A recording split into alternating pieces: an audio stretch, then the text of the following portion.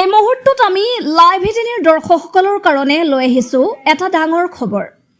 সুদীৰ্ঘ ৩১ বছৰ পাছত আজি কান্দি কান্দি বিদায় ল'লে বৰখোলা মুক্তাব বিদ্যালয়ৰ শিক্ষক ক্ৰমে আব্দুৰ বৰখান দেৱে। আজি এগৰাকী শিক্ষকৰ বিদায় সম্বৰ্ধনা জনোৱাৰ বাবে এখন অনুষ্ঠানৰ আয়োজন কৰা হয়।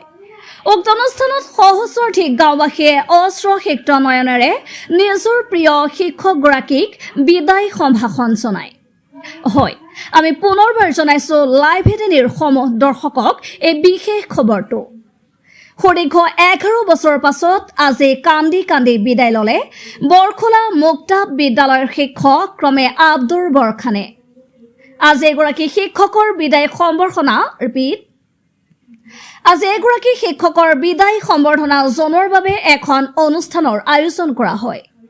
উক্ত অনুষ্ঠানত সহস্ৰাধিক গাঁওবাসীয়ে অশ্ৰুসিক্ত নয়নেৰে নিজৰ প্ৰিয় শিক্ষকগৰাকীক বিদায় সম্ভাষণ জনায়।